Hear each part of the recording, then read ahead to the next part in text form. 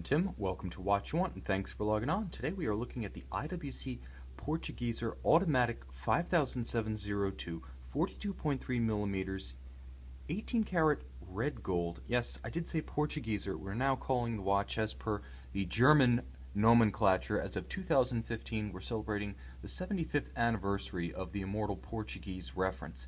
And this example, the 5007, represents the absolute latest in Schaffhausen's series of automatic winding Portuguese models. Now this one is, for the most part, a mechanical hot rodding of the previous 5001 reference, and while the aesthetic is almost identical, the key changes are all under the hood. But before we lift the hood, let's kick the tires and get a sense of the watch's fit and feel on the wrist. Now those who are familiar with the 5000 and the 5001 are going to see a lot of the same right here. The watch, although over 42 millimeters in circumference, it wears small. The Portuguese has nicely contoured, tight lugs, so even though my wrist is 6 1/3 inches, 16 centimeters, the watch is really not that thick for 42 plus, being only 14.5 millimeters thick. It wears comfortably. It's not overbearing. Again, my wrist is fairly small, 16 centimeters, but the watch doesn't overhang, and it's not top heavy. It's also nicely counterweighted, and this is one of the key changes to the watch. Although it features the same large deployant 18 karat red gold clasp, the clasp head has been redesigned from an IWC stamp to the Portuguese logo, a medallion inset much like the one on the winding mass of the movement. So that's a little change that's taken place at the clasp, and ergonomically there's also been a change that's taken place at the spring bar.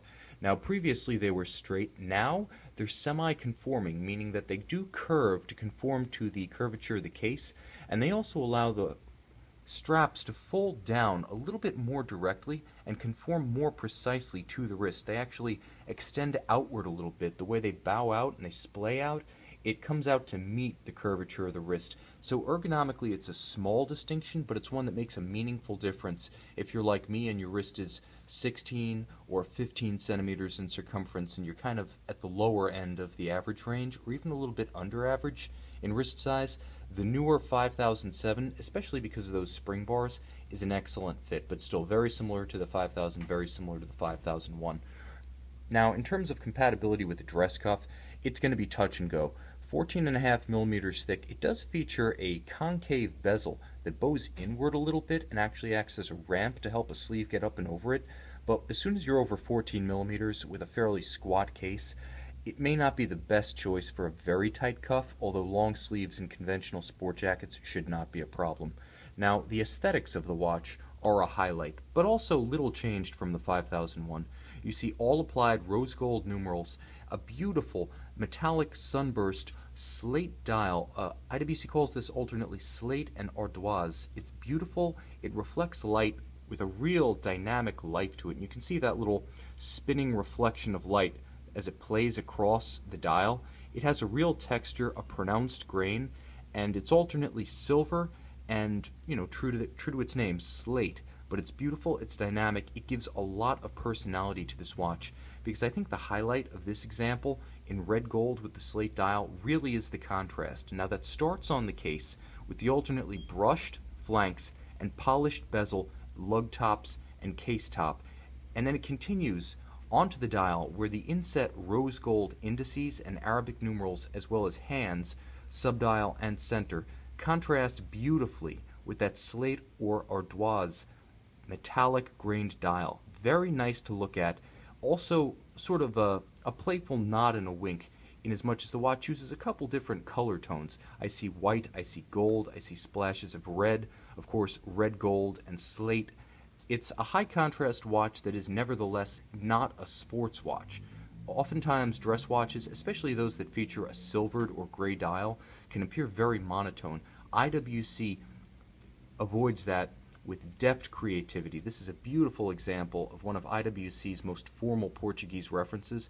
There's a lot of nuance to it, and again, contrast. Continuing around the dial, you can see this beautiful chapter ring comprising the minute track outboard of the Arabic numerals.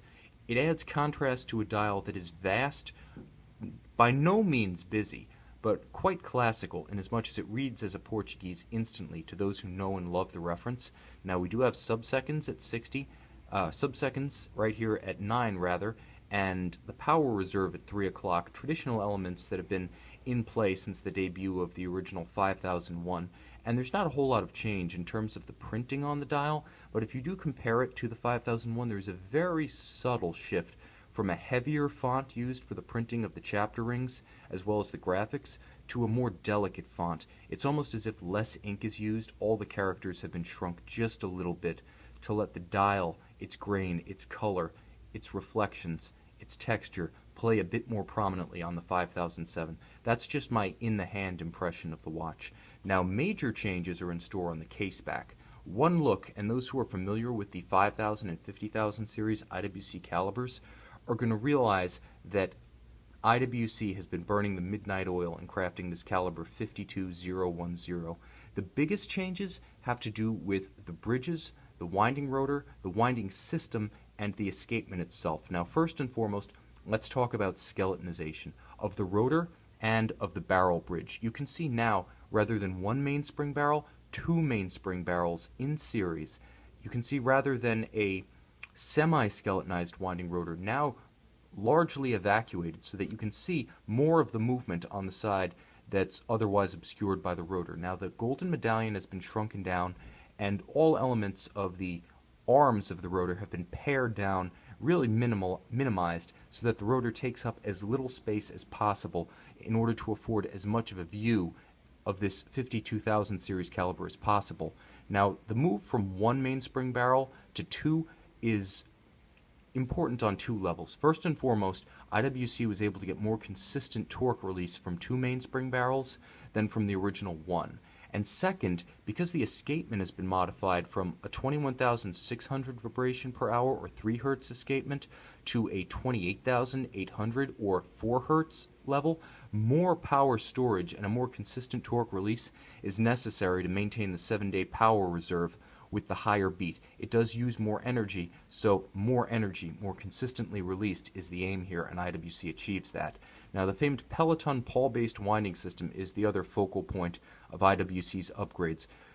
In service with IWC since the 1950s, it winds bidirectionally, and there are two pawls. You can sort of see them. They're the black arms sticking out right here just below my finger, and they are motivating this black automatic wheel.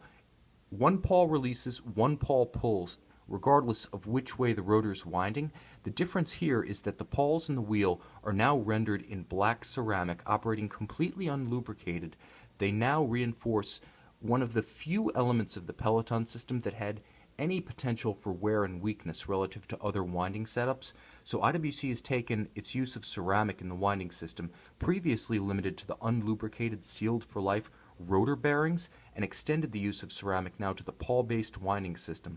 Already one of the most efficient, one of the most effective and durable, it's now more so through the investment of ceramic. Now, all of the classic goodies from the 5000 and 50000 series are present and accounted for. You have IWC's free-sprung escapement, very robust, not likely to be shaken or altered in its rate, deviated in its precision by shocks, vibrations, or motion on the wrist.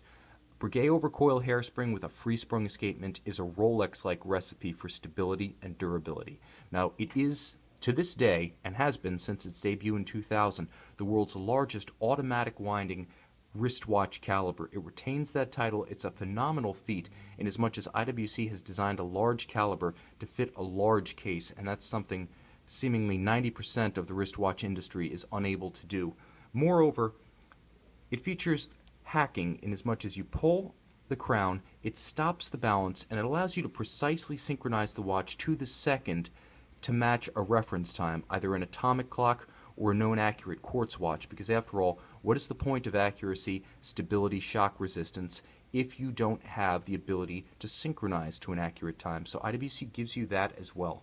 This is really an all the bells and whistles type of watch. IWC's classic Portuguese, their most memorable and enduring style, with the now long-running twin register and jump date Portuguese automatic style, but invested with IWC's latest watchmaking technology. As ever, 7-day power reserve, it will lock out that last 8th day, simply to preserve the energy to start with balance immediately should the watch stop and then be picked up. As soon as the rotor turns past its dead angle, there will be enough energy to start the balance and start the timing. It also prevents the twin mainspring barrels, as it did the one-barrel predecessor, from winding down past the point at which it can provide accurate timekeeping. Mechanically, aesthetically, historically, this represents the best Schaffhausen has to offer. If that sounds good to you, the IWC Portugieser Automatic reference 500702 just may be the watch you want.